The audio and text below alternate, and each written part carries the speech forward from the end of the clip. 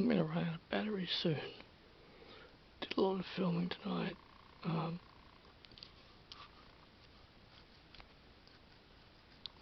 I barely got energy for this, but I'm going to talk about it briefly anyway.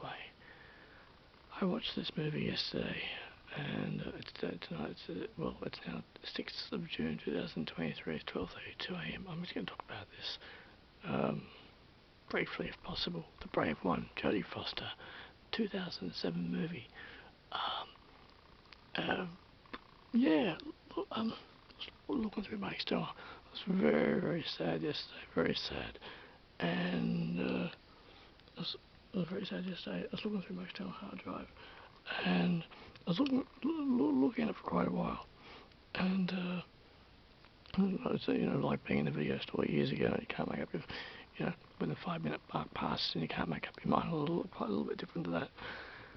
I was in a very sad way, and The Brave One, because I'd watched Panic Room previously, The Brave One was sticking out to me. Well, there were a couple of other movies I thought, I really kind of need a comedy, and it's like, Pat, don't watch The Brave One.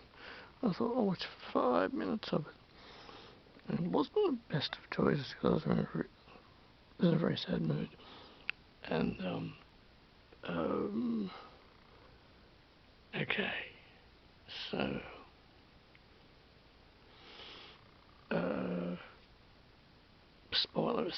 spoiler alert. I always say that just in case you haven't seen the movie, because I'm always presuming you've watched the movie, and at least a few times.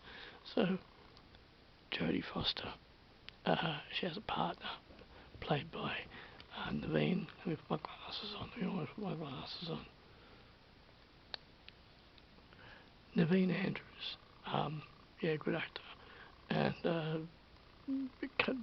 they're taking a walk through Central Park, and they go into this dark tunnel because the dog runs in. They're playing ball with the dog. And Naveen Andrew comes to his demise at the hands of some thugs, and Jodie Foster doesn't do too well either. And so I had such a sense of foreboding that I actually looked away from the scene. I couldn't watch that scene. It'll happen sometimes maybe from getting anxiety, and especially the fact that I was actually in a very sad mood when I started watching this movie. I looked away from that scene. What proceeds afterwards is that Jodie Foster gets a taste of the vigilante life. She goes through some trauma and inner conflict, inner morality, and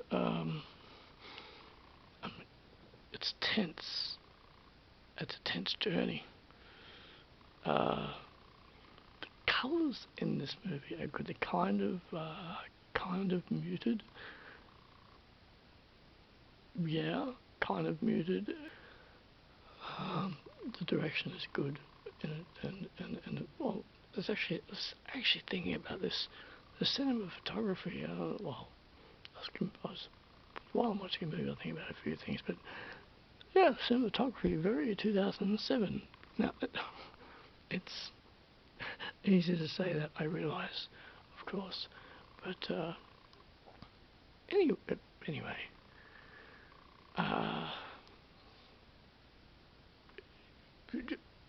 what stuck out to me in this film, I really like Terrence Howard.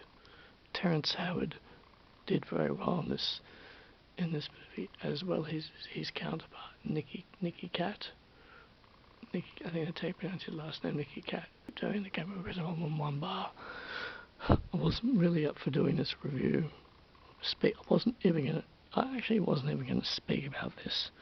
So I wouldn't talk about it, but I'm going to talk about it anyway. And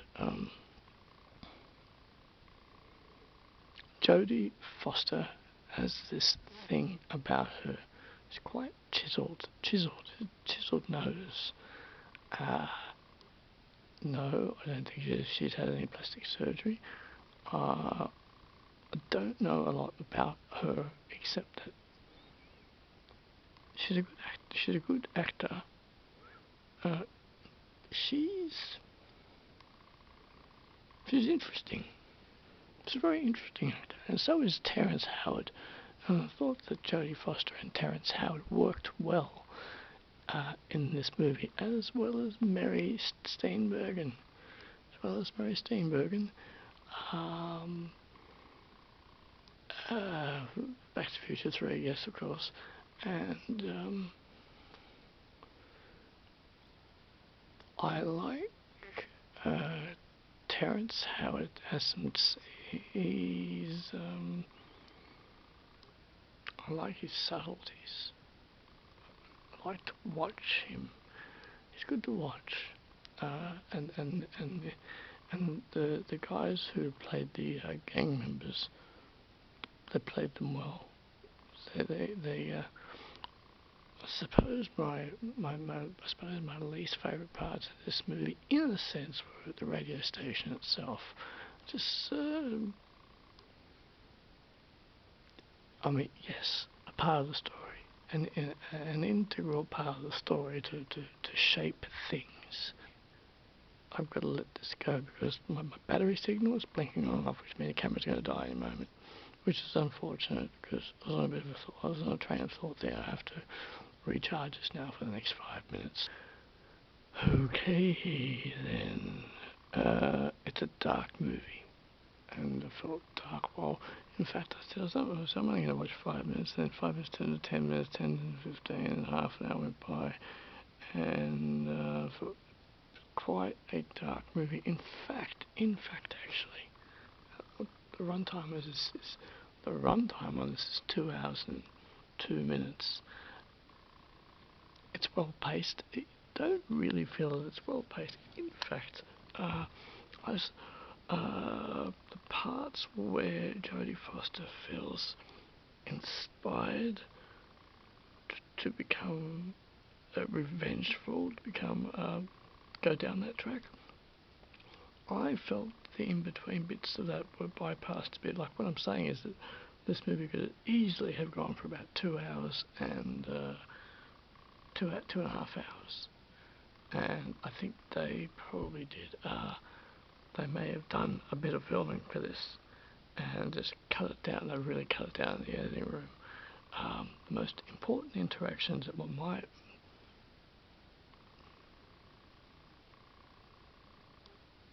speak words, Pat, yes. Jodie Foster, Terrence Howard, I liked watching them. I liked their interactions. It's a bit of humour, bit of tension, but not between them. Yeah, it's the 6th of the 6th, 2023, and I'm putting this together in Shotcut. My battery's not here, the lamp's not, the lamp's not here. My charger's over on the lounge. It's recharging, so the lamp's not on. There is tension that arises between them as the story progresses, and then Terrence Howard he starts to get his suspicions about Jodie Foster. So a gradual tension develops between Jodie Foster and Terrence Howard character, and it drives the movie well. It drives the movie well.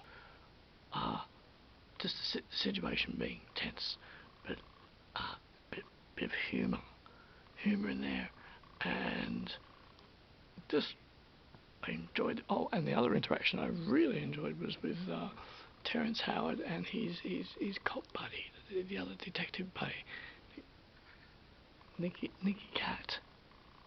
Now, worked very well. I liked that. I enjoyed it, and I do like these. I do like these movies that have this theme. And is it actually Collateral? Tom Cruise Collateral just popped into my head. It came to mind.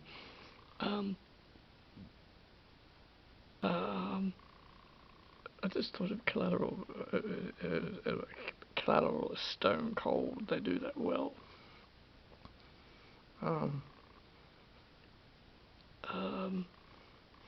There's the African American woman who lives in the same building that Jodie Foster's character lives in.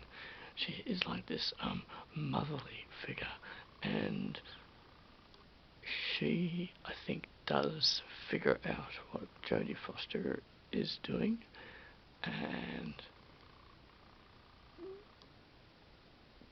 gives her, she's morally comforts Jodie Foster. Could call it that.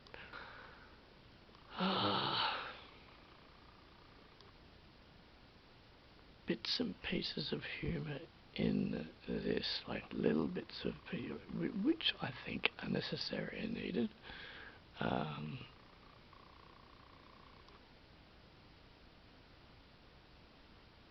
Dark all the way through, and yes, and toward the what I'm saying is, okay, I'm just going to say it this way.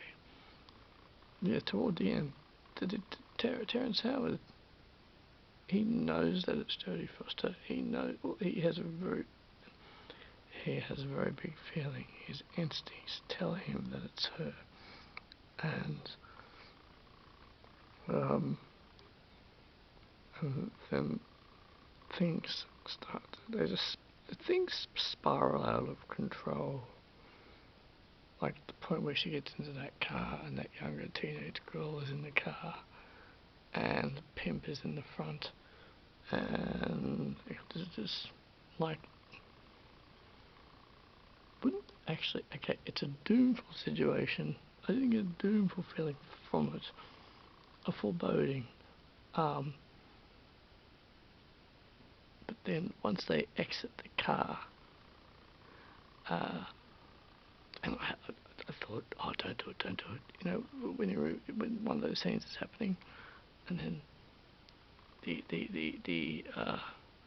like Jodie Foster was like, you know, don't look sideways or anything like that. Just get out of the car, and she did. Because usually, if the the hero person, we'll call Jodie Foster that. Oh, yeah, I suppose you can call her that. If they get distracted, the antagonist gets a moment, they just go for it and shut that down. But so Jodie Foster gets out of the car, they start walking, and then he storms up and knocks the teenage girl over, and really things are getting out of control at this point.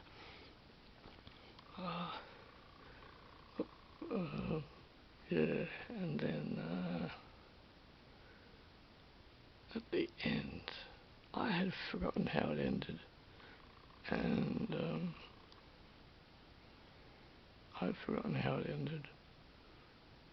but how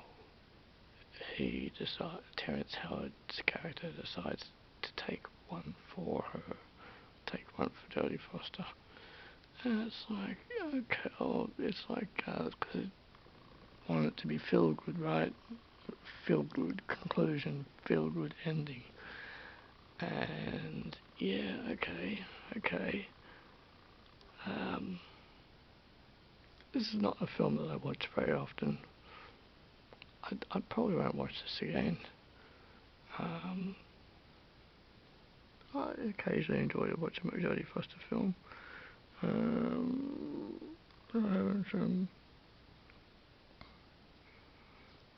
This movie was well made. It's got a good pacing to it. I enjoy the interactions in it. I was going to say suspenseful, tension, good. Is it suspenseful? Oh, I don't know if it's suspenseful. I don't think I would really call it suspenseful. Just tense moments. Just tense moments. It's worthwhile watching. If you've never seen it before, it's worthwhile watching. And yeah, it is what it is. It's well made, and I'm going to conclude on this. Covered about everything I would want to say on it. And alright, I'm wrapping this up now. I'm going to wrap this up. Okay then, so that's what I have to say about The Brave One. Jodie Foster, Terrence Howard, very, very good, as Nikki, as well as Nikki Cat. Okay then. Alright, that's concluded. Thanks so much for watching, I really appreciate it. Thank you. Alright then, thanks. Okay.